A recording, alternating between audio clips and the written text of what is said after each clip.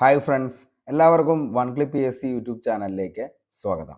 ഇന്ന് നമ്മുടെ secretariat അസിസ്റ്റന്റിന്റെ 49ാമത്തെ class ആണ്. ഇതുവരെയും നിങ്ങൾ തന്ന സ്നേഹത്തിനും സപ്പോർട്ടിനും ഒരുപാട് നന്ദി. ഇന്ന് നമ്മൾ ഡിസ്കസ് ചെയ്യാനായിട്ട് പോകുന്ന ടോപ്പിക് എന്ന് പറയുന്നത് ഉപദ്വീപീയൻ നദികളെക്കുറിച്ചാണ്. കഴിഞ്ഞ ദിവസങ്ങളിൽ നമ്മൾ പഠിച്ചുകൊണ്ടിരുന്നത് ഹിമാലയൻ റിവേഴ്സിനെ കുറിച്ചായിരുന്നു. അതിൻ്റെ അകത്ത് ഏറ്റവും ഇമ്പോർട്ടൻ്റ് ആയിട്ടുള്ള ഒരു 3 നദികളെക്കുറിച്ച് നമ്മൾ കഴിഞ്ഞ ദിവസങ്ങളിൽ പഠിച്ചു. അതിലൊന്നാണ് ബ്രഹ്മപുത്ര, 2 ഗംഗ, 3 സിന്ധു. ബിഗ് എന്നാണ് അതിൻ്റെ കോഡ്. അപ്പോൾ ബിഗ് എന്ന് പറയുന്നത് ഹിമാലയൻ നദിയാണ്. ഹിമാലയൻ നദികളിലെ ഏറ്റവും പ്രധാനപ്പെട്ട 3 നദികൾ ഇവയാണ് നമ്മൾ കഴിഞ്ഞ ദിവസം ഡിസ്കസ് ചെയ്തത്. അപ്പോൾ അതിൻ്റെ പോഷക നദികളെ കുറിച്ച് നമ്മൾ വളരെ വ്യക്തമായിട്ട് പറഞ്ഞിരുന്നു. അപ്പോൾ ഞാൻ ആ കാര്യങ്ങൾ ജസ്റ്റ് ഒന്നുകൂടി പറയാം. അതായത് ഇന്ത്യൻ റിവേഴ്സിനെ നമുക്ക് രണ്ടായിട്ട് തരംതിരിക്കാം. അതിൽ ഒരു കാറ്റഗറി എന്ന് പറയുന്നതാണ് ഹിമാലയൻ റിവേഴ്സ്, മറ്റൊരു കാറ്റഗറി എന്ന് പറയുന്നതാണ് പെനിൻസുലാർ റിവേഴ്സ് എന്ന് പറയുന്നത്. ഇതിൻ്റെ അകത്ത് ഹിമാലയൻ റിവേഴ്സിലെ ഏറ്റവും പ്രധാനപ്പെട്ട നദികളാണ് നമ്മൾ കഴിഞ്ഞ ദിവസം പറഞ്ഞ ബിഗ് എന്ന് പറയുന്നത്. അതായത് ബ്രഹ്മപുത്ര, ഇൻഡസ്, ഗംഗ എന്ന് പറയുന്നത്. അതിൻ്റെ അകത്ത് നിലവിൽ ഈ പറയുന്ന ബ്രഹ്മപുത്രയും അതേപോലെ തന്നെ ഗംഗയും ഒഴുകി ചേരുന്നത് എങ്ങോട്ടേക്കാണെന്ന് ചോദിച്ചു കഴിഞ്ഞാൽ കിഴക്കോട്ടേക്ക് ഒഴുകി ബേ ഓഫ് ബംഗാളിൽ വന്ന് പതിക്കുന്നു. എന്നാൽ സിന്ധു ആണെങ്കിൽ വേറെ എന്താണ്, ഇന്ത്യ പാകിസ്ഥാനിലൂടെ കടന്ന് അവസാനം എവിടെ പോയി പതിക്കുന്നു? അറബിക്കടലിൽ ചെന്ന് ചേരുന്ന നദിയാണ് എന്തെന്ന് പറയുന്നത്, നമ്മുടെ സിന്ധു നദി എന്ന് പറയുന്നത്, അല്ലെങ്കിൽ ഇൻഡസ് എന്ന പേരിൽ അറിയപ്പെടുന്ന നദി, പാകിസ്ഥാന്റെ ജീവരേഖ എന്നൊക്കെ അറിയപ്പെടുന്ന നദിയാണ് ഈ പറയുന്ന നമ്മുടെ സിന്ധു നദി എന്ന് പറയുന്നത്. ഓക്കെ, ഇനി ഗംഗ എന്ന് പറയുമ്പോൾ നമുക്കറിയാം ഏറ്റവും വലിയ ഇന്ത്യയിലൂടെ ഒഴുകുന്ന നദി ഏതാണെന്ന് ചോദിച്ചാൽ അത് ഗംഗയാണ്. അപ്പോൾ ഗംഗാ നദി എന്താണ്, നിലവിലെ ഏതൊക്കെ പ്രദേശങ്ങളിലൂടെ കടന്നാണ് ഇവിടെ എത്തുന്നത്? ബേ ഓഫ് ബംഗാളിൽ എന്നൊക്കെ നമ്മൾ പറഞ്ഞു.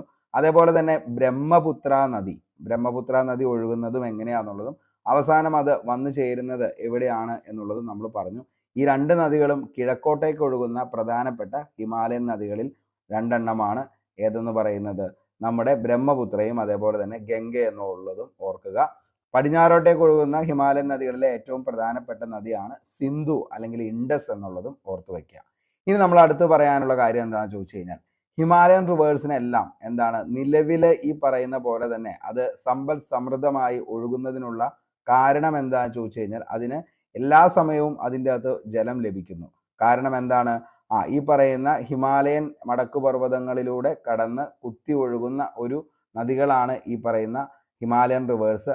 അതായത് വേനൽക്കാലത്ത് മഞ്ഞുരുകുകയും അതേപോലെ തന്നെ എന്താണ്, വർഷക്കാലത്താണെങ്കിലും മഴയിൽ നിന്നും ലഭിക്കുന്നു. അപ്പോൾ അങ്ങനെ സർവ്വസമയം ഈ പറയുന്ന 3 നദികളും പ്രധാനപ്പെട്ട നദികളിലും ജലം എന്താണ് അത്രത്തോളം ഉണ്ടാകും. എന്നും എന്താണ് കര കവിഞ്ഞൊഴുകുന്ന നദികൾ തന്നെയാണ് ഈ 3 പ്രധാനപ്പെട്ട ഹിമാലയൻ നദികൾ എന്നുള്ളതും ഓർക്കുക. ഇനി നമുക്ക് നേരെ എന്താണ് പെനിൻസുലാർ റിവേഴ്സിലേക്ക് നോക്കാം. അതായത് ഉപദ്വീപീയ നദികൾ എന്ന് പറയുന്നത്. ഉപദ്വീപ് എന്ന് പറയുമ്പോൾ നമുക്കറിയാം 3 വശവും ജലത്താൽ ചുറ്റപ്പെട്ട് കിടക്കുന്ന പ്രദേശമാണ് ഉപദ്വീപ് എന്ന് പറയുന്നത്. അങ്ങനെയാണെങ്കിൽ നമ്മളിവിടെ നോക്കിക്കഴിയുമ്പോൾ മനസ്സിലാവും, അതായത് ഈ കാണുന്ന ഈസ്റ്റേൺ കട്ട്, ഈസ്റ്റേൺ കട്ടിൽ നിന്നും എന്ത് ചെയ്യുന്നുണ്ട്, കുറെ നദികൾ വരുന്നുണ്ട്. അതേപോലെ തന്നെ വെസ്റ്റേൺ കട്ടിൽ നിന്നും എന്ത് ചെയ്യുന്നുണ്ട്, ഈ പറയുന്ന പെനിൻസുലാർ റിവേഴ്സ് ഉത്ഭവിക്കുന്നുണ്ട്. അതേപോലെ തന്നെ ഇതാണ് വിന്ധ്യ എന്ന് പറയുന്നത്. അതേപോലെ തന്നെ ഇതാണ് സത്പുര. സത്പുര റേഞ്ചിന്റെ ഉള്ളിലൂടെ ഒഴുകുന്ന നദിയുണ്ട്. അതേപോലെ തന്നെ സത്പുര റേഞ്ചസിൽ നിന്നും ഉത്ഭവിക്കുന്ന നദികൾ വേറെയുണ്ട്. അതേപോലെ ഇവിടെയാണ് നമ്മുടെ ആരവല്ലി റേഞ്ചസ്, ഇവിടെ നിന്നും എന്താണ് ഉത്ഭവിക്കുന്ന നദികളുണ്ട്. ഇവിടെ ചോട്ടാ നാഗ്പൂർ പീഠഭൂമി ഉണ്ട്, ഇവിടെ നിന്നും ഉത്ഭവിക്കുന്ന നദികളുണ്ട്. അപ്പോൾ അങ്ങനെ എന്താണ് ഈ പറയുന്ന പ്രദേശത്ത് നിന്നും, അതായത് ഇവിടെ മുതൽ ഇവിടം വരെയുള്ള പ്രദേശം, ഇതൊക്കെ നമ്മൾ വളരെ വ്യക്തമായിട്ട് കഴിഞ്ഞ ദിവസം പറഞ്ഞതാണ്. അപ്പോൾ എന്താണിത്, ഈ കാണുന്ന പ്രദേശത്തെയാണ് നമ്മൾ എന്തെന്ന് പറയുന്നത്, ഉപദ്വീപ് എന്ന് പറയുന്നത്. ഉപദ്വീപ് എന്ന് പറയുന്നത്. അപ്പോൾ ഈ ഉപദ്വീപിൽ എന്ന് പറയുമ്പോൾ ഇത്രയും ഭാഗം ഇതിലൂടെ ഒഴുകുന്ന എല്ലാ നദികളെയും നമുക്ക് എന്തെന്ന് വിളിക്കാം, ഉപദ്വീപിയൻ നദികൾ എന്ന് വിളിക്കാം.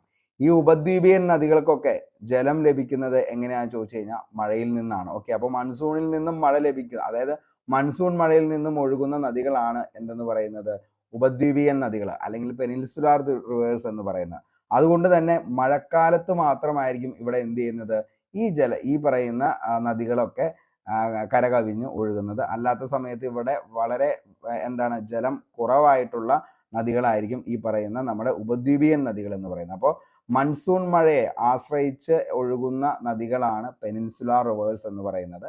എന്നാൽ എന്താണ്, നിലവിൽ ഈ പറയുന്ന നദികളിൽ വെള്ളമൊക്കെ ഉണ്ട്, പക്ഷെ എന്താണ് ഈ പറയുന്ന ഹിമാലയൻ റിവേഴ്സിനെ അപേക്ഷിച്ച് നമ്മൾ നോക്കുകയാണെങ്കിൽ ഇവിടെ എന്താണ് മഞ്ഞുരുകി വെള്ളം വരും. അതേപോലെ തന്നെ എന്താണ് വർഷത്തിൽ ഈ പറയുന്ന മഴ പെയ്ത് ആ ഒരു ജലം ലഭിക്കും. അങ്ങനെ എന്താണ് സർവ്വസമയം ഇവിടെ എന്താണ് ജലം ഉള്ള നദികളായിരിക്കും ഹിമാലയൻ റിവേഴ്സ്. പക്ഷെ ഇവിടെ എന്തായിരിക്കും എന്ന് വെച്ച് കഴിഞ്ഞ് കഴിഞ്ഞാൽ നിലവിൽ എന്താണ് മൺസൂൺ, അതായത് വർഷത്തെ അപേക്ഷിച്ചാണ് ഈ ഒരു നദികൾ ഒഴുകുന്നതെന്നും ഓർക്കുക.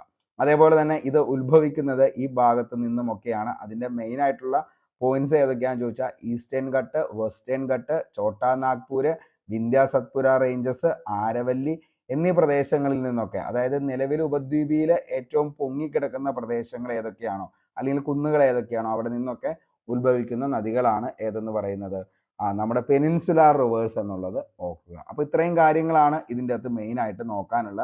പറഞ്ഞ കാര്യങ്ങളൊക്കെ വ്യക്തമായി എന്ന് കരുതുന്നു. അതേപോലെ നമ്മൾ പറഞ്ഞു ഒരു നദി ഉണ്ടെങ്കിൽ ആ നദിയുടെ എന്താണ് തൊട്ട് എന്താണ് വലത് സൈഡിൽ നിന്നും വരുന്ന കുറെ ട്രിബ്യൂട്ടറീസ് അല്ലെങ്കിൽ പോഷക നദികളുണ്ട്, ഇടത് സൈഡിൽ നിന്നും വരുന്ന ട്രിബ്യൂട്ടറീസ് ഉണ്ട്. ഇതെല്ലാം എന്താണ് വന്നു ചേരുമ്പോഴാണ് ഒരു വലിയ നദി രൂപപ്പെടുന്നതും അത് ഒഴുകുന്നതും. ഓക്കെ, അപ്പോൾ ഇനി നമുക്ക് ഇന്ന് പഠിക്കാനായിട്ട് നമ്മൾ പോകുന്നത് നർമ്മദ നദീനെ കുറിച്ചാണ്. അപ്പോൾ നർമ്മദയുമായി ബന്ധപ്പെട്ട് എക്സാം പോയിന്റ് ഓഫ് വ്യൂവിൽ വന്ന ചോദ്യങ്ങളും അതേപോലെ കറണ്ട് അഫയേഴ്സ് ചോദ്യങ്ങളും എല്ലാം ഉൾപ്പെടുത്തിക്കൊണ്ടാണ് ക്ലാസ്. മുഴുവനായിട്ട് കാണാനായിട്ട് ശ്രമിക്കുക. എന്തെങ്കിലും ഡൗട്ട്സ് ഉണ്ടെങ്കിൽ താഴെ കമന്റ് ബോക്സിൽ രേഖപ്പെടുത്തുക. ഇത്രയും കാര്യങ്ങൾ ഏകദേശം ഓക്കെ ആയി എന്ന് കരുതുന്നു. അപ്പോൾ എന്തൊക്കെയാണ് നമ്മൾ നോക്കിയത്? അതായത് ഇന്ത്യൻ റിവേഴ്സിനെ നമുക്ക് രണ്ടായിട്ട് എന്ത് ചെയ്യാം, തരംതിരിക്കാം. അതിലൊന്നാണ് എന്തെന്ന് പറയുന്നത് ഹിമാലയൻ റിവേഴ്സ് എന്ന് പറയുന്നത്, ഒന്നാണ് പെനിൻസുലാർ റിവേഴ്സ് എന്ന് പറയുന്നത്. ഹിമാലയൻ റിവേഴ്സിലെ ഏറ്റവും ഇമ്പോർട്ടൻ്റ് ആയിട്ടുള്ള 3 നദികളാണ് നമ്മൾ പറഞ്ഞത്. അതാണ് സിന്ധു, ഗംഗ, ബ്രഹ്മപുത്ര. അതിൽ സിന്ധു മാത്രം പടിഞ്ഞാറോട്ടേക്ക് ഒഴുകി അറബിക്കടലിൽ ചേരുന്നു. എന്നാൽ ഗംഗയും അതേപോലെ തന്നെ ബ്രഹ്മപുത്രയും ആണെങ്കിൽ കിഴക്കോട്ടേക്ക് ഒഴുകി ബേ ഓഫ് ബംഗാളിൽ വന്നു ചേരുന്നു. അതേപോലെ തന്നെ എന്താണ് നിലവില് ഉപദ്വീപീയ നദികൾ എന്ന് പറഞ്ഞാൽ 3 വശങ്ങളും ജലത്താൽ ചുറ്റപ്പെട്ട് കിടക്കുന്ന പ്രദേശത്ത് നിന്നും ഉത്ഭവിക്കുന്ന നദികളെയാണ് നമ്മൾ എന്തെന്ന് വിളിക്കുന്നത്, ഉപദ്വീപീയൻ അല്ലെങ്കിൽ പെനിൻസുലാർ റിവേഴ്സ് എന്ന് പറയുന്നത്. അതിൻ്റെ അകത്ത് മെയിനായിട്ട് ഇത് ഒക്കെ എവിടെ നിന്നാണ് ഫോം ചെയ്യുന്നതെന്ന് ചോദിച്ചു കഴിഞ്ഞാൽ വെസ്റ്റേൺ ഘട്ട്, അതേപോലെ തന്നെ Eastern Ghat, Chota Nagpur, Vindhya Satpura range, Deccan plateau, ഇവിടെ നിന്നൊക്കെയാണ് ഈ പറയുന്ന നമ്മുടെ ഉപദ്വീപീയൻ നദികൾ, അതായത് പെനിൻസുലാർ റിവേഴ്സ് ഫോം ചെയ്യുന്നത് എന്നുള്ളതും ഓർത്തു വയ്ക്കുക. അതിൽ നിന്നും ഒഴുകി കുറേ നദികൾ എന്താണ് അറബിക്കടലിലേക്ക് പോകുന്നു, കുറേ നദികൾ നിലവിൽ എങ്ങോട്ടേക്ക് പോകുന്നു, ബേ ഓഫ് ബംഗാളിലേക്കും പോകുന്നതായിട്ടും ഓർത്തു വയ്ക്കുക. ഇനി നമുക്ക് പോയിന്റ്സിലേക്ക് പോകാം. അതായത് നിലവിൽ നർമ്മദ നദി എന്തൊക്കെയാണ് അല്ലെങ്കിൽ എന്തൊക്കെ കാര്യങ്ങളാണ് അതിൻ്റെ അകത്ത് പഠിക്കാനുള്ളതെന്ന് നമുക്ക് നോക്കാം. ഉപദ്വീപീയ ഭൂമിയിലെ പീഠഭൂമിയിലെ ഉയർന്ന പ്രദേശങ്ങളിൽ നിന്ന് ഉത്ഭവിക്കുന്ന നദികളെയാണ് ഉപദ്വീപീയ നദികൾ എന്ന് പറയുന്നത്. അപ്പോൾ ഉപദ്വീപീയ പീഠഭൂമിയുടെ എന്താണ് ഉയർന്ന പ്രദേശങ്ങളിൽ നിന്ന് ഉത്ഭവിക്കുന്ന നദികളാണ് ഉപദ്വീപീയ നദികൾ എന്ന് പറയുന്നത്. ഉപദ്വീപീയ നദികൾക്ക് പ്രധാനമായും ജലം ലഭിക്കുന്നത് മൺസൂൺ മഴകളിൽ നിന്നാണ്. നമ്മൾ പറഞ്ഞു മൺസൂൺ മഴകളെ ആശ്രയിച്ച് ഒഴുകുന്ന നദികളാണ് ഉപദ്വീപീയ നദികൾ എന്ന് പറയുന്നത്. അപ്പോൾ ഉപദ്വീപീയ പീഠഭൂമിയിലെ ഉയർന്ന പ്രദേശങ്ങളിൽ നിന്ന് ഉത്ഭവിക്കുന്ന നദികളാണ് ഉപദ്വീപീയ നദികൾ. പ്രധാനമായും ഇവയ്ക്ക് ജലം ലഭിക്കുന്നത് എവിടെ നിന്നാ? മൺസൂൺ മഴകളിൽ നിന്നും മാത്രമാണ് ഇവയ്ക്ക് എന്ത് ചെയ്യുന്നത്, ജലം ലഭിക്കുന്നത്. ഈ നദികളിലെ നീരൊഴുക്ക് പൂർണ്ണമായും മഴയെ ആശ്രയിച്ചായതിനാൽ വേനൽക്കാലത്ത് വെള്ളം വളരെ കുറവായിരിക്കും. അപ്പോൾ എന്താണ് നിലവിൽ നമ്മുടെ ഈ പറയുന്ന പോലെ ഹിമാലയൻ റിവേഴ്സിന്റെ അത്ര എന്താണ് കര കവിഞ്ഞൊന്നും ഇത് വേനൽക്കാലത്ത് ഒഴുകത്തില്ല. കാരണം എന്താണ്, മഴയുടെ ദൗർലഭ്യം കൊണ്ടാണ്. ഓക്കെ, അപ്പോൾ മഴ ഉള്ളപ്പോൾ ഇതൊക്കെ എന്താണ് കര കവിഞ്ഞ് ഒഴുകും, അല്ലാത്തപ്പോൾ എന്താണ് ഇവിടെ അത്യാവശ്യം വെള്ളം ഒഴുകും എന്ന് മാത്രമാണ് ഉള്ളൂ. ഓക്കെ, കാഠിന്യമേറിയ ശിലകളിലൂടെ ഒഴുകുന്നതിനാൽ ആഴമേറിയ താഴ്വരകൾ സൃഷ്ടിക്കപ്പെടുന്നില്ല. അപ്പോൾ കാഠിന്യമേറിയ ശിലകളാണ് ഇവിടെയൊക്കെ ഉള്ളത്. അതായത് ഈ പറയുന്ന നമ്മുടെ എന്താണ് വിന്ധ്യ സത്പുര റേഞ്ച്, അതേപോലെ തന്നെ എന്താണ് ഡെക്കാൻ പ്ലേറ്റു, അതേപോലെ തന്നെ എന്താണ് ഈ പറയുന്ന ബാക്കിയുള്ള സ്ഥലങ്ങൾ ഒക്കെ നമ്മൾ എടുത്ത് നോക്കുകയാണെങ്കിലും അവിടെയൊക്കെ എന്താണ് കട്ടിയേറിയ ശിലകളാണ് അവിടെയൊക്കെ കാണാനായിട്ട് പറ്റുന്നത്. മറ്റേ മടക്ക് പർവ്വതങ്ങളായിരുന്നു ഹിമാലയൻ റിവേഴ്സിന്. അതുകൊണ്ട് തന്നെയാണ് ബ്രഹ്മപുത്രയൊക്കെ എന്താണ് നിലവിൽ പ്രകമ്പനം കൊള്ളിച്ച് ഒഴുകി വന്ന അവസാനം ചുവന്ന നദി എന്ന പേരിലൊക്കെ അറിയപ്പെടാനുണ്ടായ കാരണം എന്ന് പറയുന്നത്. ഓക്കെ, ഇനി ഉപദ്വീപീയൻ നദികളുടെ പ്രത്യേകത താരതമ്യേന വിസ്തൃതി കുറഞ്ഞ വൃഷ്ടിപ്രദേശം, അപരദന തീവ്രത താരതമ്യേന കുറവ്, കുറഞ്ഞ ജലസേചന ശേഷി, ഉൾനാടൻ ജലഗതാഗതത്തിന് സാധ്യത താരതമ്യേന കുറവ്. അപ്പൊ ഇതൊക്കെയാണ് ഉപദ്വീപീയൻ നദികളുടെ പ്രത്യേകത എന്ന് പറയുന്നത്. അപ്പൊ ഒന്ന് ഓർത്തു വച്ചോ, ഇമ്പോർട്ടൻ്റ് ആണ്. ചിലപ്പോൾ സ്റ്റേറ്റ്മെന്റ് ലെവലിലൊക്കെ ചോദിക്കാം. താഴെ പറയുന്നവയിൽ ഉപദ്വീപീയൻ നദികളുടെ പ്രത്യേകതകളിൽ ഉൾപ്പെടാത്തത് ഏതാണ് എന്ന് ചോദിച്ചു കഴിഞ്ഞാൽ ഉത്തരത്തിലേക്ക് എത്താനായിട്ട് നമുക്ക് പറ്റണം. താരതമ്യേന വിസ്തൃതി കുറഞ്ഞ വൃഷ്ടിപ്രദേശം, അപരദന തീവ്രത താരതമ്യേന കുറവ്, കുറഞ്ഞ ജലസേചന ശേഷി, ഉൾനാടൻ ജലഗതാഗതത്തിന് സാധ്യത താരതമ്യേന കുറവാണ് ഏതെന്ന് പറയുന്നത് ഉപദ്വീപീയൻ നദികൾക്ക്. ഓക്കെ, ഇനി പ്രധാന ഉപദ്വീപീയ നദികളുടെ ജലവിഭാജകമായി നിലകൊള്ളുന്നത് പശ്ചിമഘട്ടമാണ്. നമുക്കറിയാം ഈ പറയുന്ന പശ്ചിമഘട്ടം വെസ്റ്റേൺ ഘട്ടിൽ നിന്നുമാണ് പല നദികളുടെയും എന്താണ് ഉത്ഭവം എന്ന് പറയുന്നത്. ഓക്കെ, അപ്പോൾ വെസ്റ്റേൺ ഘട്ടും അതേപോലെ തന്നെ ഈസ്റ്റേൺ ഘട്ടും ഒക്കെ നമുക്ക് നോക്കിക്കഴിയുമ്പോൾ മനസ്സിലാവും.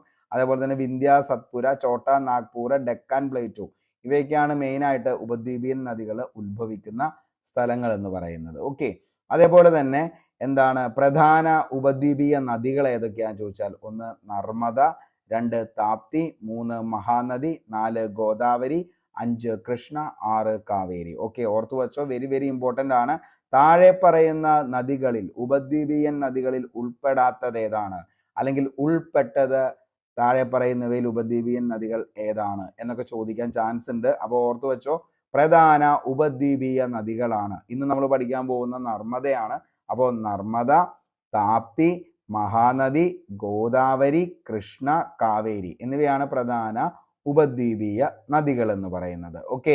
ഓക്കെ, ഇതില് പടിഞ്ഞാറോട്ടേക്ക് ഒഴുകുന്ന പ്രധാന ഉപദ്വീപീയ നദികൾ ഏതൊക്കെയാണെന്ന് ചോദിച്ചാൽ അത് നർമ്മദ, താപ്തി, സബർമതി, മാഹി, ലൂണി എന്നിവയാണ് പടിഞ്ഞാറോട്ടേക്ക് ഒഴുകുന്ന പ്രധാന ഉപദ്വീപീയ നദികൾ എന്ന് പറയുന്നത്. അപ്പോൾ പ്രധാനപ്പെട്ട ഉപദ്വീപീയൻ നദികൾ ഏതൊക്കെയാണെന്ന് നമ്മൾ പറഞ്ഞു. അതാണ് ഏതൊക്കെ? നർമ്മദ, താപ്തി, മഹാനദി, ഗോദാവരി, കൃഷ്ണ, അതേപോലെ തന്നെ കാവേരി. ഓക്കെ, ഏതൊക്കെയാണ്? അപ്പോൾ നർമ്മദ, താപ്തി, സബർമതി, മാഹി, ലൂണി അതൊക്കെയാണ് പടിഞ്ഞാറോട്ടേക്ക് ഒഴുകുന്ന പ്രധാന ഉപദ്വീപീയ നദികൾ എന്ന് പറയുന്നത്. ഓക്കെ, ഇനി കിഴക്കോട്ടേക്ക് ഒഴുകുന്ന പ്രധാന ഉപദ്വീപീയൻ നദികൾ ഏതൊക്കെയാണെന്ന് ചോദിച്ചാൽ അതാണ് മഹാനദി, ഗോദാവരി, കൃഷ്ണ, കാവേരി. ഓക്കെ, അപ്പോൾ ഏതൊക്കെയാ കിഴക്കോട്ടേക്ക് ഒഴുകുന്ന പ്രധാന ഉപദ്വീപീയൻ നദികൾ ഏതൊക്കെയാണെന്ന് ചോദിച്ചാൽ അതാണ് മഹാനദി, ഗോദാവരി, കൃഷ്ണ, കാവേരി. മഹാനദി, ഗോദാവരി, കൃഷ്ണ, കാവേരിയാണ് കിഴക്കോട്ടേക്ക് ഒഴുകുന്ന പ്രധാന ഉപദ്വീപീയൻ നദികൾ. പടിഞ്ഞാറോട്ടേക്ക് ഒഴുകുന്നതാണെങ്കിലോ നർമ്മദ, താപ്തി, സബർമതി, മാഹി, ലൂണി ആണെന്നുള്ളതും ഓർത്തു വയ്ക്കുക. ഗംഗ നദീവ്യൂഹത്തിൽ ഉൾപ്പെടുന്ന ഉപദ്വീപീയൻ നദികളാണ് ചമ്പൽ, സിന്ധ്, ബെതുവ, സോൺ, കെൻ. ഓക്കെ, അപ്പോൾ ഗംഗാ നദീവ്യൂഹത്തിൽ ഉൾപ്പെടുന്ന ഉപദ്വീപീയൻ നദികളാണ് ചമ്പല്, സിന്ധ്, ബെതുവ, സോൺ, കെൻ എന്നിവയൊക്കെയാണ് ഗംഗാ നദീവ്യൂഹത്തിൽ ഉൾപ്പെടുന്ന ഉപദ്വീപീയൻ നദികള്. പടിഞ്ഞാറോട്ടേക്ക് ഒഴുകുന്ന ഉപദ്വീപീയൻ നദികളുടെ പതന സ്ഥാനം എന്ന് പറയുന്നത് അറബിക്കടലാണ്. അപ്പോൾ നമുക്കറിയാം പടിഞ്ഞാറോട്ടേക്കാണ് ഒഴുകുന്നതെങ്കിൽ അതെവിടെയാണ്? അറേബ്യൻ സീയിൽ പോയി ചാടുന്നു. കിഴക്കോട്ടേക്കൊക്കെ ഒഴുകുന്നതെങ്കിൽ അതെവിടെ പോയി ചാടുന്നു? ബേ ഓഫ് ബംഗാളിൽ പോയി ചാടുന്നു. ഓക്കെ, അപ്പോൾ പടിഞ്ഞാറോട്ടേക്ക് ഒഴുകുന്ന ഉപദ്വീപീയൻ നദികളുടെ പതന സ്ഥാനം അറബിക്കടലിലും കിഴക്കോട്ടേക്ക് ഒഴുകുന്ന ഉപദ്വീപീയൻ നദികളുടെ പതന സ്ഥാനം എവിടെയാണെന്ന് ചോദിച്ചാൽ അത് ബംഗാൾ ഉൾക്കടലിലാണെന്നുള്ളതും ഓർത്തു വയ്ക്കാം. പടിഞ്ഞാറ് അറബിക്കടലും കിഴക്കോട്ടേക്ക് ബേ ഓഫ് ബംഗാളും. പടിഞ്ഞാറോട്ടേക്ക് ഒഴുകുന്ന മിക്ക നദികളിലും ഉയർന്ന ഗ്രേഡിയന്റിന്റെ കാരണം ഡെൽറ്റകൾ രൂപപ്പെടുന്നില്ല. ഓക്കെ, അപ്പോൾ പടിഞ്ഞാറോട്ടേക്ക് ഒഴുകുന്ന മിക്ക നദികളിലും ഉയർന്ന ഗ്രേഡിയന്റിന്റെ കാരണം എന്താണെന്ന് ചോദിച്ചാൽ അവിടെ ഡെൽറ്റ രൂപപ്പെടുന്നില്ല എന്നുള്ളത് കൊണ്ടാണ്. കടലിലേക്ക് എത്തുന്നതിന് മുമ്പായി അവയുടെ പതനസ്ഥാനത്ത് ഡെൽറ്റകൾക്ക് പകരം അഴിമുഖങ്ങളാണ് രൂപപ്പെടുന്നത്. കിഴക്കോട്ടേക്ക് ഒഴുകുന്ന നദികളിൽ അധികവും ബംഗാൾ ഉൾക്കടലിൽ എത്തിച്ചേരുന്നതിന് മുൻപായി ഡെൽറ്റകൾ നിർമ്മിക്കുന്നു. ഗോദാവരി, അതേപോലെ തന്നെ കാവേരി, കൃഷ്ണ, മഹാനദി എന്നീ നദികൾ നിർമ്മിച്ചിട്ടുള്ള ഡെൽറ്റകൾ ഉദാഹരണങ്ങളാണ്. ഓക്കെ, അപ്പോൾ എന്താണ്? നിലവില് പടിഞ്ഞാറോട്ടേക്ക് ഒഴുകുന്ന മിക്ക നദികളിലും ഉയർന്ന ഗ്രേഡിയന്റിന്റെ കാരണം ഡെൽറ്റകൾ രൂപപ്പെടുന്നില്ല എന്നുള്ളതാണ്. കടലിലേക്ക് എത്തുന്നതിന് മുമ്പായി അവയുടെ പതനസ്ഥാനത്ത് ഡെൽറ്റകൾക്ക് പകരം അഴിമുഖങ്ങളാണ് രൂപപ്പെടുന്നത്. കിഴക്കോട്ടേക്ക് ഒഴുകുന്ന നദികളിൽ അധികവും ബംഗാൾ ഉൾക്കടലിലാണ് എത്തിച്ചേരുന്നത്. മുൻപായി ഡെൽറ്റകൾ നിർമ്മിക്കുന്നു. ഓക്കെ, ഇനി പടിഞ്ഞാറോട്ടേക്ക് ഒഴുകുന്ന ഉപദ്വീപീയൻ നദികളാണ്. അതിലെ ഏറ്റവും പ്രധാനപ്പെട്ട ഒന്നാണ് നർമ്മദ എന്ന് പറയുന്നത്. നർമ്മദ നദിയുടെ ഉത്ഭവ സ്ഥാനം എവിടെയാണെന്ന് ചോദിച്ചാൽ മധ്യപ്രദേശിലെ അമർഖണ്ഡ് പീഠഭൂമിയിലെ മൈക്കല നിരകളിൽ നിന്നാണ്. വെരി വെരി ഇമ്പോർട്ടൻ്റ്, ഉറപ്പായിട്ടും വേണമെങ്കിൽ നമുക്ക് ചോദിക്കാം. അപ്പോൾ പടിഞ്ഞാറോട്ടേക്ക് ഒഴുകുന്ന ഉപദ്വീപീയൻ നദികളിൽ ഏറ്റവും പ്രധാനപ്പെട്ടതാണ് നർമ്മദ എന്ന് പറയുന്നത്. നർമ്മദ നദിയുടെ ഉത്ഭവസ്ഥാനം മധ്യപ്രദേശിലെ അമർഖണ്ഡ് പീഠഭൂമിയിലെ മൈക്കലാ നിരകൾ. അങ്ങനെ തന്നെ പഠിച്ചു വച്ചോ മക്കളെ, വെരി വെരി ഇമ്പോർട്ടൻ്റ് ആണ്. അപ്പോൾ നർമ്മദാ നദിയുടെ ഉത്ഭവസ്ഥാനം മധ്യപ്രദേശ്. ഓക്കെ, അപ്പോൾ മധ്യപ്രദേശിലെ എവിടെയാണ്? അമർകണ്ടക് എന്ന് പറയുന്ന മലനിരകളിലെ മൈക്കല നിരകളിൽ നിന്നുമാണ്, മൈക്കല മലനിരകളിൽ നിന്നുമാണ് ഏത് നദി ഉത്ഭവിക്കുന്നത്? ഈ പറയുന്ന നമ്മുടെ നർമ്മദ ഉത്ഭവിക്കുന്നത്. അങ്ങനെ നർമ്മദ എന്താണ്? ഇത് ഇങ്ങനെയാണ് ഒഴുകി പോകുന്നത്. ഓക്കെ, അപ്പൊ ഏതൊക്കെ സംസ്ഥാനങ്ങളിലൂടെയാണ് നർമ്മദാ നദി ഒഴുകുന്നത് എന്ന് ചോദിച്ചു കഴിഞ്ഞാൽ ഏതൊക്കെ സംസ്ഥാനങ്ങളിലൂടെയാണ് നർമ്മദാ നദി ഒഴുകുന്നത്? അതായത് മധ്യപ്രദേശ് ഉണ്ട്, അതേപോലെ തന്നെ എന്താണ് മഹാരാഷ്ട്ര ഉണ്ട്, അതേപോലെ തന്നെ എന്താണ് ഗുജറാത്ത് ഉണ്ട്. ഗുജറാത്തിൽ നിന്നും നേരെ എങ്ങോട്ടേക്ക് പോകുന്നു? അറബിക്കടലിലേക്ക് പോകുന്നു. ഓക്കെ, അപ്പോൾ എന്താണ് നിലവിലെ നർമ്മദ നദി ഒഴുകുന്നത് ഏതൊക്കെ സംസ്ഥാനങ്ങളിലൂടെയാണ് എന്നൊരു ചോദ്യം ചോദിച്ച ആ ചോദ്യത്തിന്റെ ഉത്തരമാണ് ഏതൊക്കെ?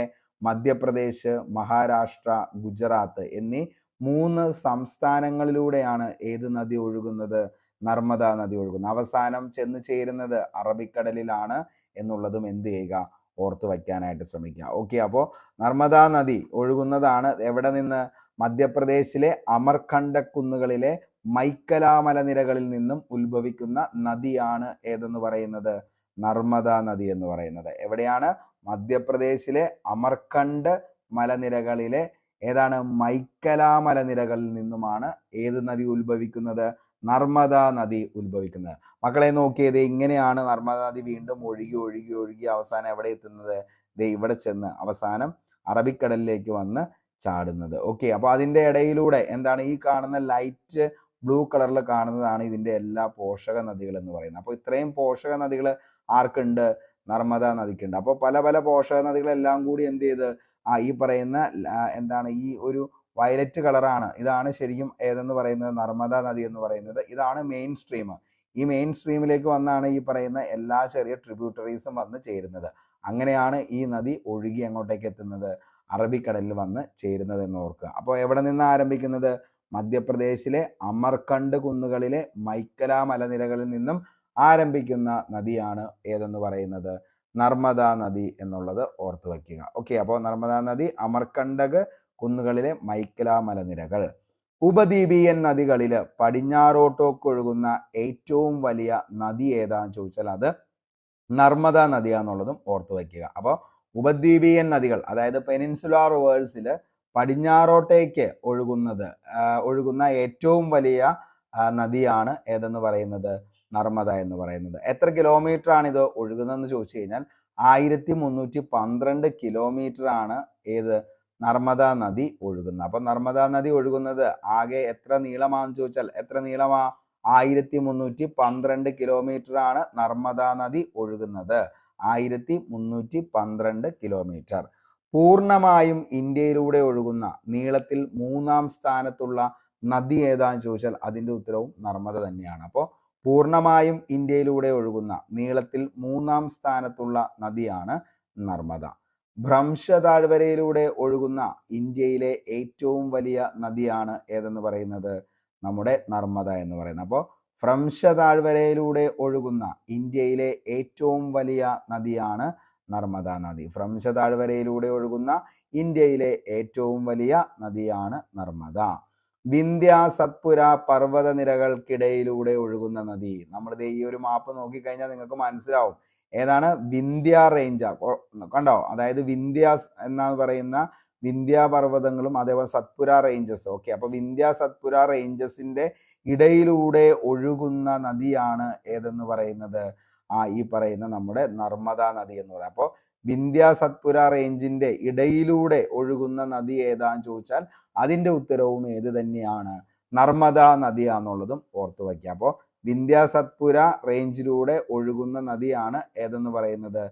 നമ്മുടെ നർമ്മദാ നദി എന്നുള്ളത് ഓർത്തു വയ്ക്കുക. വെരി വെരി ഇമ്പോർട്ടൻ്റ് ആണ്, ചോദിക്കാൻ ചാൻസ് ഉള്ളതാണ്. ഓക്കെ, ഇനി പർവ്വതങ്ങൾക്കിടയിലൂടെ ഒഴുകുന്ന നദിയാണ് നമ്മുടെ നർമ്മദ. ഇന്ത്യയെ വടക്കേ ഇന്ത്യ എന്നും തെക്കേ ഇന്ത്യ എന്നും ഇങ്ങനെ രണ്ടായി വിഭജിക്കുന്ന നദി. ഓക്കെ, അപ്പോൾ നമുക്കറിയാം ഉപദ്വീപീയ നദികളിൽ എന്താണ് ഈ പറയുന്ന ഏറ്റവും മുകളിലായിട്ടുള്ളത് ഏതാണെന്ന് ചോദിച്ചു കഴിഞ്ഞാൽ അത് നമ്മുടെ നർമ്മദ നദിയാണ്. അപ്പോൾ ഇവിടെ വിന്ധ്യ ഉണ്ട്, ഇവിടെ സത്പുര ഉണ്ട്. അതിൻ്റെ ഇടയിലൂടെയാണ് എന്ത് ചെയ്യുന്നത്, ഈ പറയുന്ന നമ്മുടെ ഇതാണ് നമ്മുടെ എന്തെന്ന് പറയുന്നത് നർമ്മദ നദി എന്ന് പറയുന്നത്. അതുകൊണ്ട് തന്നെ നമ്മൾ നോക്കിക്കഴിയുമ്പോൾ മനസ്സിലാവും ഇതാണ് ഉപദ്വീപ് എന്ന് പറയുന്ന ആ ഒരു പോർഷൻ എന്ന് പറയുന്നത്. അപ്പോൾ ഉപദ്വീപിയൻ നദികളിൽ അതായത് ഇന്ത്യയെ തെക്കേ ഇന്ത്യ എന്ന്, ഇവിടെ തെക്കേ ഇന്ത്യ എന്നും വടക്കേ ഇന്ത്യ എന്നും വേർതിരിക്കുന്ന നദി ഏതാന്ന് ചോദിച്ചാൽ അതും വേണമെങ്കിൽ നമുക്ക് എന്താന്ന് പറയാം, നർമ്മദയാന്നുള്ളത് പറയാം. മനസ്സിലായില്ലേ? ഓക്കെ. അപ്പോൾ ഇന്ത്യയെ തെക്കേ ഇന്ത്യ എന്നും അതേപോലെ തന്നെ വടക്കേ ഇന്ത്യ എന്നും വേർതിരിക്കുന്ന നദി ഏതാന്ന് ചോദിച്ചാൽ അത് നർമ്മദയാന്നുള്ളതും ഓർത്തു വയ്ക്കുക. ഡെക്കാൻ പീഠഭൂമിയും മാൾവ പീഠഭൂമിയും വേർതിരിക്കുന്ന നദിയും നർമ്മദയാണ്. പ്രധാന പോഷക നദികൾ ഏതൊക്കെയാണെന്ന് ചോദിച്ചു കഴിഞ്ഞാൽ ഓർത്തു വെച്ചോ, ഷേർ, താവ, ഹിരൺ, ബർണ, ബഞ്ചൻ ഓക്കെ എന്നിവയാണ് പ്രധാനപ്പെട്ട പോഷക നദികൾ എന്ന് പറയുന്നത്. അപ്പോൾ ഷേർ എന്ന് പറയുന്നത് വെരി വെരി ഇമ്പോർട്ടൻ്റ് ആണ്. ഷേർ എന്ന് പറയുന്നത് അതേപോലെ തന്നെ എന്താണ്, ഷേർ ഉണ്ട്, ചോരലുണ്ട്, മാനുണ്ട്, ഹിരണുണ്ട്, ബർണയുണ്ട്, കലാറുണ്ട്. അതേപോലെ തന്നെ ഇതാണ് ഷേർ എന്ന് പറയുന്നത്, ഇതാണ് ഹിരൺ എന്ന് പറയുന്നത്. അതേപോലെ തന്നെ എന്താണ് ബർണ എന്ന് പറയുന്നത്. അതേപോലെ തന്നെ എന്താണ് ദൻവി എന്ന് പറയുന്നത്, താവ. അതേപോലെ തന്നെ എന്താണ് ചൻകേശ്വർ എന്ന് പറയുന്നത്, ചോരല്, കിരാക്കിയ, അതേപോലെ തന്നെ മാൻ, ഹിരൺ. ഇതെല്ലാം എന്താണ് ഈ പറയുന്ന നമ്മുടെ നർമ്മദയുടെ പോഷക നദികളാണ് എന്നുള്ളത് ഓർത്തു വയ്ക്കുക. ഓക്കെ. അപ്പോൾ ബഞ്ചർ എന്ന് പറയുന്നത്, ബഞ്ചൻ എന്ന് പറയും, ചിലപ്പോൾ ചിലത് ബഞ്ചർ എന്ന് പറയും. ഓക്കെ. അപ്പോൾ ഇതൊക്കെ ആരുടെയാണ് പോഷക നദി എന്ന് ചോദിച്ചു കഴിഞ്ഞാൽ ഇതൊക്കെ നർമ്മദയുടെ പോഷക നദികളാണ് എന്നുള്ളത് ഓർത്തു വയ്ക്കാനായിട്ട് ശ്രമിക്കുക. നർമ്മദ നദിയുടെ ഏറ്റവും നീളം കൂടിയ പോഷക നദി ഏതാണെന്ന് ചോദിച്ചാൽ അത് താവയാണ്. ഓക്കെ. അപ്പോൾ നർമ്മദ നദിയുടെ ഏറ്റവും നീളം കൂടിയ പോഷക നദിയാണ് താവ എന്ന് പറയുന്നത്. നർമ്മദ നദിയുടെ ഏറ്റവും നീളം കൂടിയ പോഷക നദി ചോദിച്ചു കഴിഞ്ഞാൽ അത് താവയാണ്. ഇന്ത്യയിൽ ഏറ്റവും കൂടുതൽ ഡാമുകൾ നിർമ്മിക്കപ്പെട്ടിട്ടുള്ള നദി ഏതാന്ന് ചോദിച്ചാൽ അതിന്റെ ഉത്തരവും ഏത് തന്നെയാ, നർമ്മദ തന്നെയാണ്. അപ്പോൾ ഇന്ത്യയിൽ ഏറ്റവും കൂടുതൽ ഡാമുകൾ നിർമ്മിക്കപ്പെട്ടിട്ടുള്ള നദി ഏതാന്ന് ചോദിച്ചാൽ മക്കളെ അതിന്റെ ഉത്തരവും ഏതാണ്, നർമ്മദയാണ്. ഇന്ത്യയിൽ ഏറ്റവും കൂടുതൽ ഡാമുകൾ നിർമ്മിക്കപ്പെട്ടിട്ടുള്ള നദിയാണ് നർമ്മദ. ഓംകാരേശ്വർ ഡാം, ഇന്ദിരാസാഗർ ഡാം എന്നിവ സ്ഥിതി ചെയ്യുന്ന നദി ചോദിച്ചങ്ങനെ ചോദ്യമാണ്. താഴെ പറയുന്നവയിൽ ഓംകാരേശ്വർ ഡാം അതേപോലെ തന്നെ ഇന്ദിരാസാഗർ ഡാം എന്നിവ സ്ഥിതി ചെയ്യുന്നത് ഏത് നദിയിലാണെന്ന് ചോദിച്ചു കഴിഞ്ഞാൽ അത് നർമ്മദ നദിയിലാണ്, ഓംകാരേശ്വരും ഇന്ദിരാസാഗർ ഡാമും.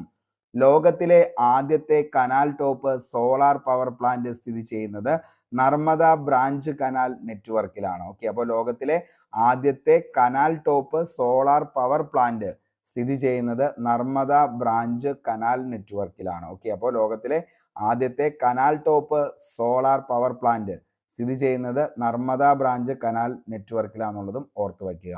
നർമ്മദ നദിയിൽ സ്ഥിതി ചെയ്യുന്ന പ്രധാന വെള്ളച്ചാട്ടങ്ങൾ വെരി വെരി ഇമ്പോർട്ടൻ്റ്: ധുവാന്തർ വെള്ളച്ചാട്ടം, മാർബിൾ വെള്ളച്ചാട്ടം, ബെഡാക്കട്ട് വെള്ളച്ചാട്ടം, സഹസ്രധാര വെള്ളച്ചാട്ടം. അപ്പോൾ നർമ്മദ നദിയിൽ സ്ഥിതി ചെയ്യുന്ന പ്രധാന വെള്ളച്ചാട്ടങ്ങൾ ഏതൊക്കെയാന്ന് ചോദിച്ചാൽ മക്കളെ ഏതൊക്കെയാ?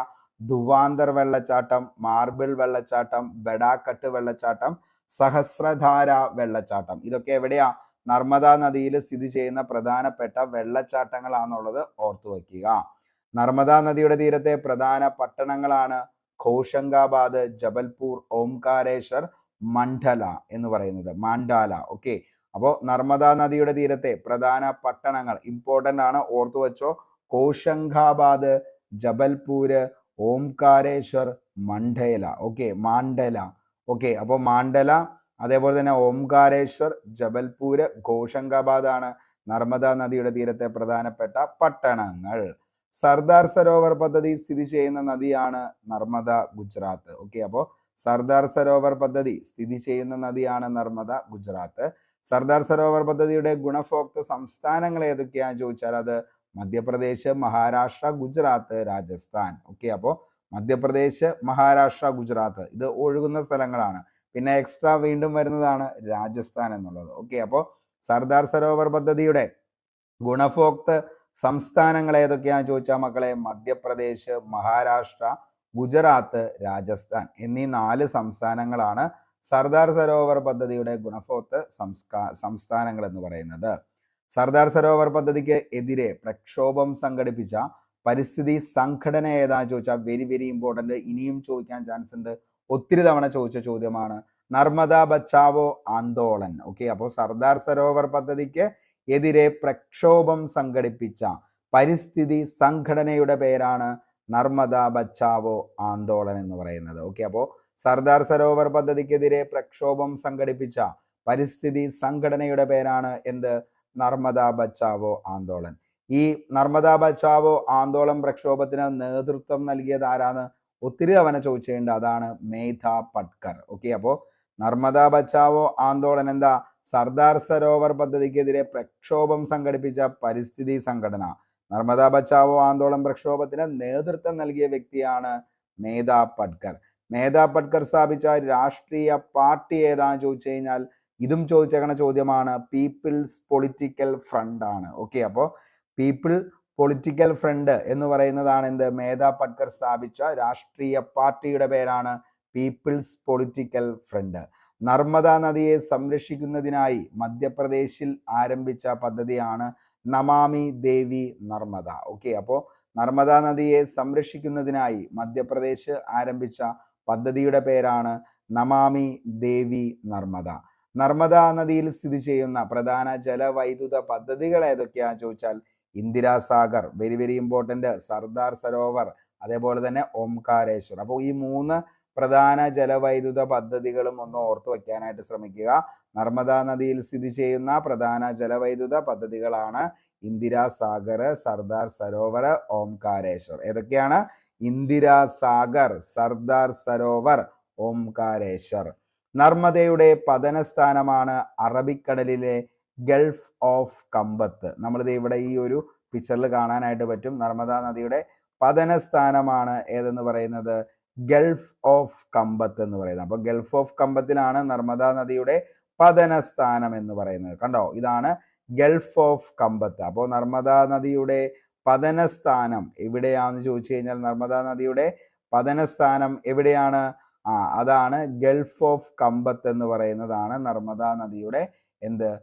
ഈ പറയുന്ന പതനസ്ഥാനം എന്ന് പറയുന്നത്. അപ്പോൾ അതും ഓർത്തു വെച്ചോ, വെരി വെരി ഇമ്പോർട്ടൻ്റ് ആണ്, ചോദിക്കാൻ ചാൻസ് ഉണ്ട്. ഓക്കെ, അപ്പോൾ ഓർത്തു വെച്ചോ. ഓക്കെ, ഇനി നർമ്മദ നദിയെ സംരക്ഷിക്കാൻ വേണ്ടി കേന്ദ്ര സർക്കാർ ആരംഭിച്ച പദ്ധതിയാണ് നർമ്മദ സേവാ മിഷൻ. ഓക്കെ, അപ്പോൾ നർമ്മദ നദിയെ സംരക്ഷിക്കാൻ വേണ്ടി കേന്ദ്ര സർക്കാർ ആരംഭിച്ച പദ്ധതിയാണ് നർമ്മദ സേവാ മിഷൻ എന്നുള്ളത്.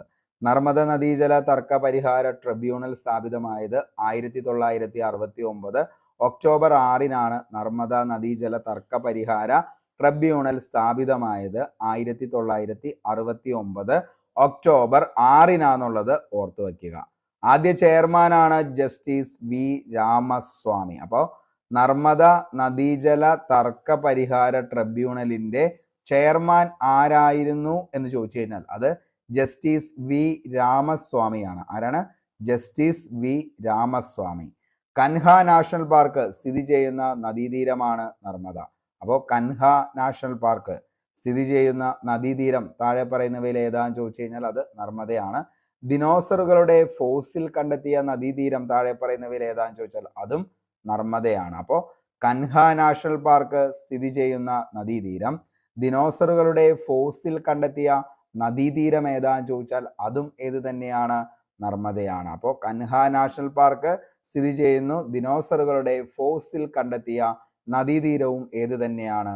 നർമ്മദയാണ്. ഓക്കെ, അടുത്തത് നമുക്കറിയാം ഒത്തിരി തവണ PSC കറണ്ട് അഫയേഴ്സ് വിഭാഗത്തിൽ ചോദിച്ച മറ്റൊരു ചോദ്യമാണ് സ്റ്റാച്യു ഓഫ് യൂണിറ്റി എന്നുള്ളത്. Statue of unity Sardar Vallabhbhai പട്ടേലിന്റെ ഏക കായിക പ്രതിമയാണ് എന്തെന്ന് പറയുന്നത്?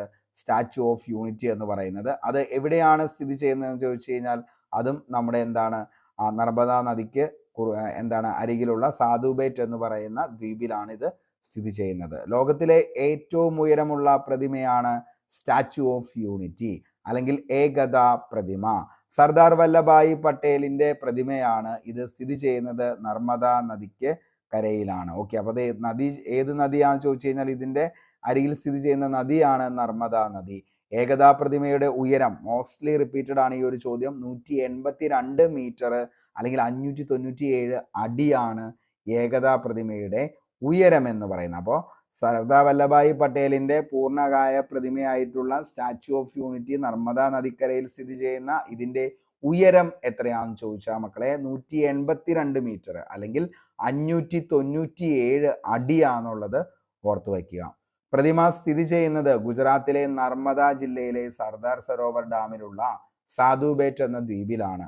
ഇത് രൂപകൽപ്പന ചെയ്തത് ആരാന്ന് ചോദിച്ചാൽ രാംവി സുധർ എന്ന് പറയുന്നതാണ് ഇതിന്റെ ശില്പി എന്ന് പറയുന്നത്. ഓക്കെ, അപ്പോൾ ഇതിന്റെ ശില്പിയാണ് ആരെന്ന് പറയുന്നത് രാംവി സുധർ. ഇത് സ്ഥിതി ചെയ്യുന്നത് ഗുജറാത്തിലെ നർമ്മദ ജില്ലയിലെ സർദാർ സരോവർ ഡാമിലുള്ള സാധുബെറ്റ് എന്ന ദ്വീപിലാണ്. സൗരാഷ്ട്ര മേഖലയിലെ വരൾച്ച തടയുന്നതിനായി നർമ്മദ നദിയിലെ വെള്ളം ഉപയോഗിച്ച് ആരംഭിക്കുന്ന ജലസേചന പദ്ധതി ഏതാന്ന് വേണമെങ്കിൽ ചോദിക്കാം. അതാണ് സൗരാഷ്ട്ര നർമ്മദ അവതാരൻ ഫോർ ഇറിഗേഷൻ പദ്ധതി എന്ന് പറയുന്നത്, അല്ലെങ്കിൽ ഇതിന്റെ ഷോർട്ട് ഫോം ആണ് എന്തെന്ന് പറയുന്നത് സൗനി യോജന എന്ന് പറയാം. അപ്പോൾ സൗനി യോജന ഏത് നദിയുമായി ബന്ധപ്പെട്ടിരിക്കുന്നു എന്ന് ചോദിച്ചു കഴിഞ്ഞാൽ അത് ഏത് നദിയാണ്? നർമ്മദ നദിയുമായി ബന്ധപ്പെട്ടതാണ് സൗനി യോജന എന്ന് പറയുന്നത്. ഇത് ഒരു ജലസേചന പദ്ധതിയാണ്.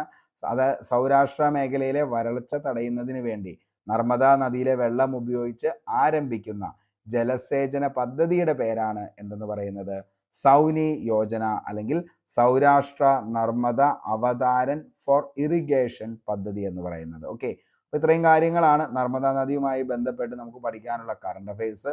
അതേപോലെ തന്നെ എന്താണ് ബാക്കിയുള്ള ചോദ്യങ്ങൾ എല്ലാം. അപ്പോൾ എന്ത് ചെയ്യുക, ഇത് 1, 2, 3 തവണ ക്ലാസ് കാണാനായിട്ട് ശ്രമിക്കുക. അതിനുശേഷം ഇതിന്റെ PDF നോട്ട് വായിക്കുക. അതിനുശേഷം വൈകിട്ട് കൃത്യം 9 മണിക്ക് ഈ ഒരു എന്താണ് പോർഷനുമായി ബന്ധപ്പെട്ട് നമുക്ക് ക്വസ്റ്റ്യൻ ബോൾ ഉണ്ടാവും. അതിൽ കൂടി ഒന്ന് അറ്റൻഡ് ചെയ്യാനായിട്ട് ശ്രമിക്കാം. ഇത്രയും കാര്യങ്ങൾ സിസ്റ്റമാറ്റിക് ആയിട്ടാണ് നിങ്ങൾ പോകുന്നതെങ്കിൽ തീർച്ചയായിട്ടും നിങ്ങൾക്ക് നല്ലൊരു റാങ്കിലേക്ക് വരാനായിട്ട് പറ്റും. അപ്പോൾ എല്ലാവർക്കും നല്ലത് മാത്രം വരട്ടെ എന്ന് ആത്മാർത്ഥമായി സർവേശ്വരനോട് പ്രാർത്ഥിച്ച് ഇന്നത്തെ ക്ലാസ് ഇവിടെ വെച്ച് വൈൻഡപ്പ് ചെയ്യുന്നു. Signing off Arun Kombanadan. Thank you.